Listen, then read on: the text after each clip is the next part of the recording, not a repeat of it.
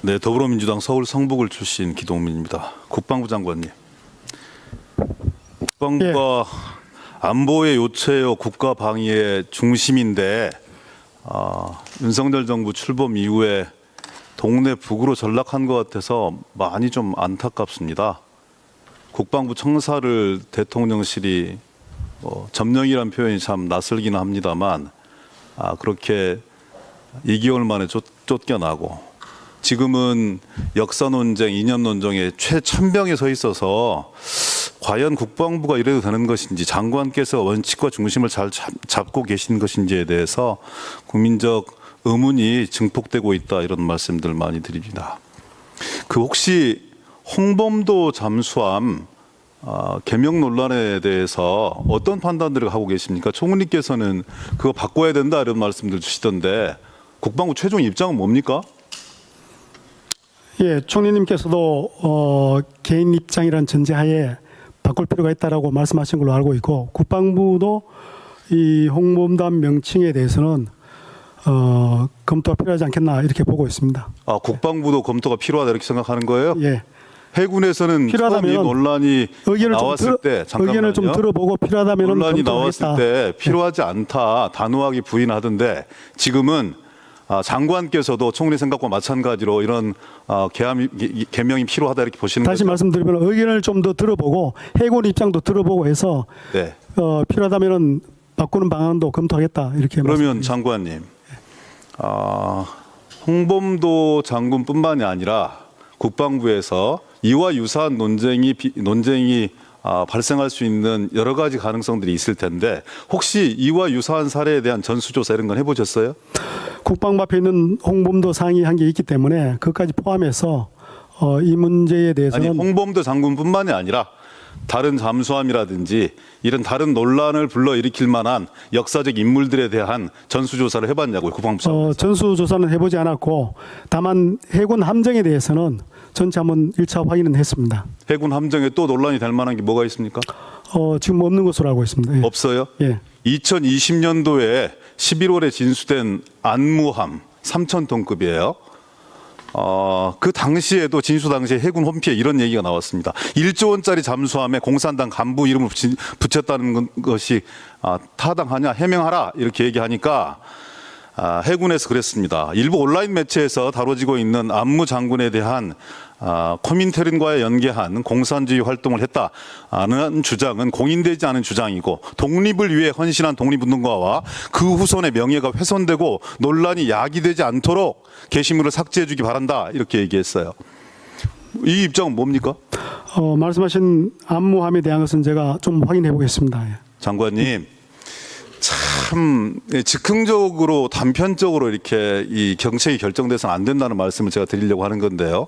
총리께서도 즉흥적으로 말씀 주시고 장관께서도 한번 검토는 해봤습니다만 지금 그런 논란이 있다면 다시 한번 들여다보겠습니다. 이렇게 얘기할 수 있는 문제가 아니에요. 그러니까 홍범도 장군을 비롯한 독립운동과 흉상 이전과 관련해서도 차분한 논의와 역사학계 그 의견 수렴, 공청회, 세미나 이런 부분들 거의 없이 일방적인 상부의 목소리에 국방부가 굴종하고 있는 거 아니냐, 육사가 그 이념 전쟁의 도구로 전략하고 있는 거 아니냐, 이런 비판에 대해서 자유로울 수 없는 거예요. 장관께서까지 중심과 원칙을 잡고 있지 못하고 즉흥적이고 단편적으로 말씀 주시기 때문에 더 그렇다는 얘기입니다.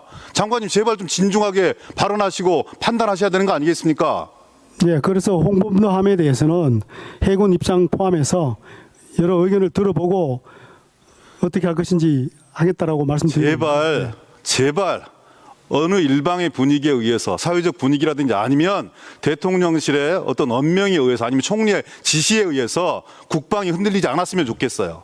예, 국방은 그 자체로 소중한 거잖아요. 국민들이 이렇게 흔들려 버리면 도대체 누구를 믿고 어떤 부모가 자식을 군대에 보내고 대한민국의 국민들을 의탁시킬 수 있겠습니까? 제발 장관님 좀 차분하게 의견들을 수렴하시고 논의하셨으면 좋겠어요. 모든 문제들에 대해서.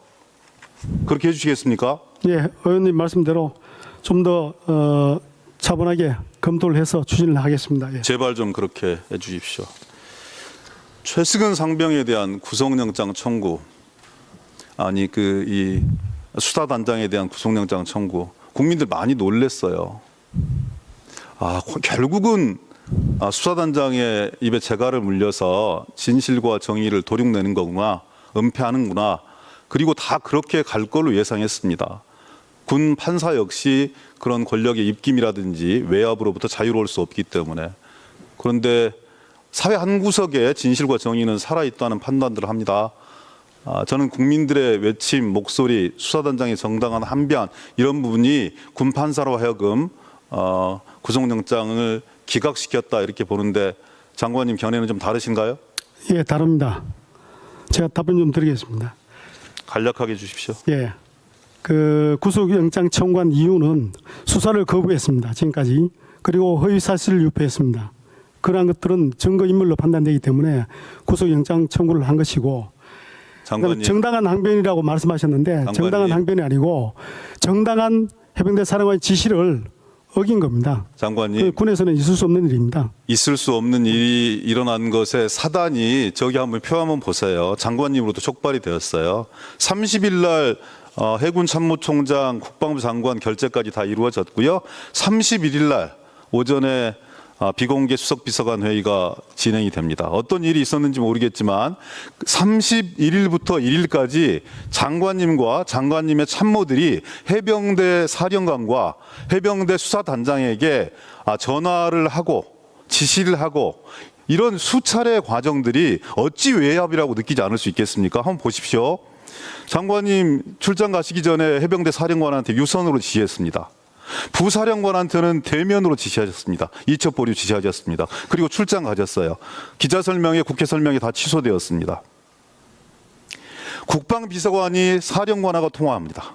차관이 해병대 사령관하고 통화합니다.